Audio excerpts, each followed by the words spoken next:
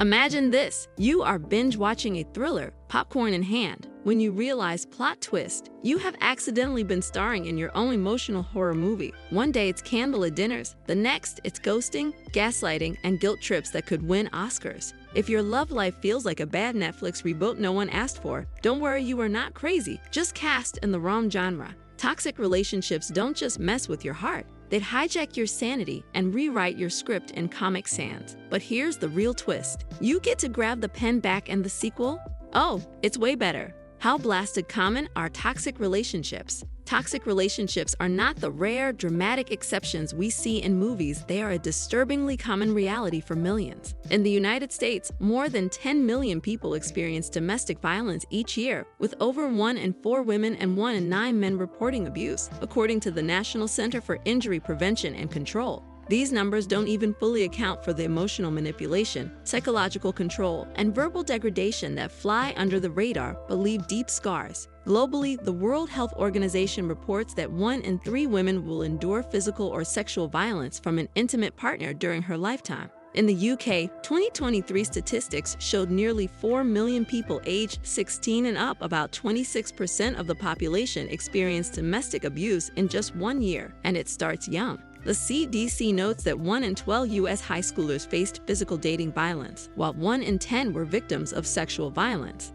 Digital manipulation and emotional abuse often creep in early, setting the stage for patterns that carry into adulthood. Toxic relationships are not just personal problems, they are a massive, often silent, public health emergency. The damage is not just in your head, it's in your body too. It may start with mind games, but toxicity soon invades everything. First, chronic stress from emotional abuse keeps cortisol levels high, leading to insomnia, exhaustion, and boosted risk of hypertension and autoimmune issues. Think of it as hiring a personal trainer who only makes you do burpees day after day. Then there's mental decline. Studies show prolonged exposure to manipulative behaviors correlates with anxiety, depression, post-traumatic stress disorder symptoms, and deep-seated self-doubt. In extreme cases, even physical brain health suffers. A 2025 UK study found survivors of partner violence had significantly higher rates of traumatic brain injuries and persistent mental health disorders on average 27 years after the initial abuse. In even simpler terms, this stuff wrecks your brain circuits, sleep cycle, digestion, and emotional regulation, and it's insidious because it often creeps in softly, like phone dial volume voices in a horror movie.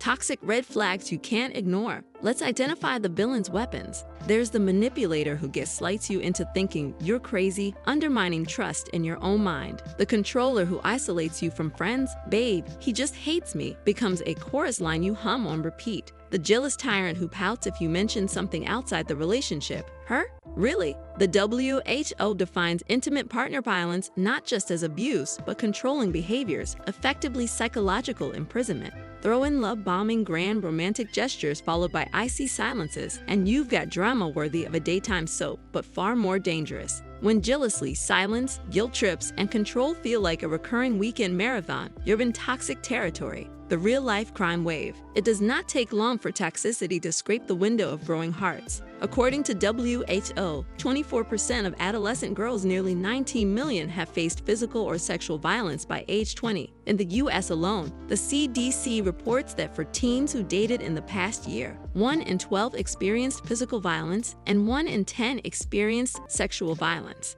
The Futures Without Violence report goes deeper. 1 in 5 girls and 1 in boys in the U.S. experience physical or sexual dating violence, heightened still in LGBTQ+ teens and alarmingly high among transgender youth. Up to 89% reported physical dating violence. What's the takeaway? By the time many of us learn the word gaslighting, we have already got a few bad emotional blueprints in our toolkit. Early exposure means early restarting, sometimes with next-generation partners. Crafting your escape, walking out is heroic, but it often takes strategy, support, and hidden snacks. First, clarity. Accepting a relationship is toxic, even if sparks still fly, gives you permission to move. You might think, but I love them. That's a normal plot twist. Love and toxicity aren't mutually exclusive. Recognizing the pattern is step 1. Then, prepare your exit kit. Some may call it paranoid. I call it smart.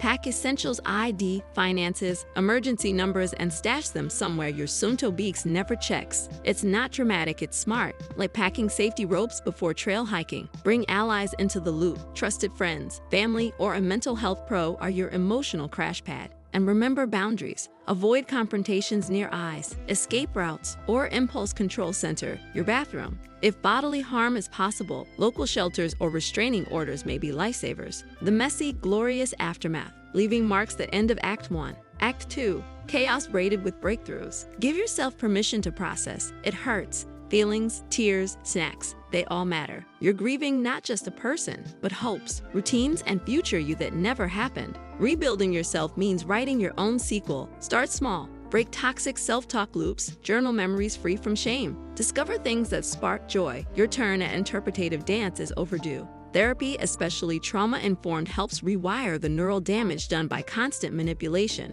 Mindfulness is your emotional flotation device. Deep breathing, reflection, self-compassion, they quiet the scramblers in your mind. Be your own best friend, the one who makes you laugh and says, "It's okay, buddy."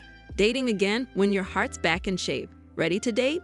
Think marathon, not sprint. First, ensure your wounds aren't still wide open. Dating too soon is like rebuilding after a storm, floodwaters still rising. Once you are stable, look for consistency over fireworks. Frequent honesty beats dramatic declarations any day. Stay on alert for early red flags. Jealousy, isolation, gaslighting cycles. If they show up early, they'll reappear often. Surround yourself with your new squad, your relationship sounding board, to check your gut feelings. And yes, therapy continues. Launching fresh love with baggage requires decoding deeper scripts in your mind that still whisper toxicity. Survivor voices. Survivor stories serve as both mirror and map, reminding us that healing is not a straight line, it's a messy, brave ascent. Reddit user LensayLove9 expressed the liberating power of self-trust, saying that true recovery means knowing you can walk away if needed, even from something new. KB's reflection is equally powerful. She describes smiling through the aftermath, only to later confront buried post-traumatic stress disorder, proving that trauma does not always knock, it lingers. These voices show us that the pain is real, but so is the possibility of peace. Healing is gritty, emotional work, but it builds a version of you who's wiser, softer, and stronger. Leaving toxicity isn't just surviving, it's reclaiming your capacity to love with courage. Pro tips to keep your hard-won peace. Keeping your hard-won peace after leaving a toxic relationship is like guarding a sacred garden you have worked too hard to let weeds grow back. Cultivating mental red flag radar helps you recognize patterns of control, criticism, or manipulation before they take root again. Daily affirmations may sound cheesy, but reminding yourself that you deserve love, safety, and yes, even the last slice of pizza builds resilience from the inside out. Tracking your moods helps catch emotional shifts before they spiral, giving you space to intervene with compassion rather than chaos. Boundary setting becomes your superpower, clear, calm, and non-negotiable. And finally, don't underestimate the healing power of lazy Sundays, bubble baths, and dancing like no one's watching. These rituals aren't indulgences, they're necessary maintenance for your soul. Why this journey matters. Walking away from a toxic relationship isn't just an emotional pivot, it's a biological upgrade. Science confirms that healthy relationships not only reduce stress, but also strengthen your immune system, lower blood pressure, and can actually extend your lifespan. In contrast, toxic dynamics spike cortisol levels, wreck sleep, and increase your risk of anxiety, heart disease, and even memory loss. Choosing emotional safety rewires your brain toward peace, trust, and joy rather than survival mode. Love built on mutual respect and emotional intimacy becomes a healing force, not a hazard. And yes, when you finally find someone who respects your space and your snack drawer, that's real-life magic. If this resonated with your heart, hit that like button and share it with someone who needs a little reminder that healing is hot.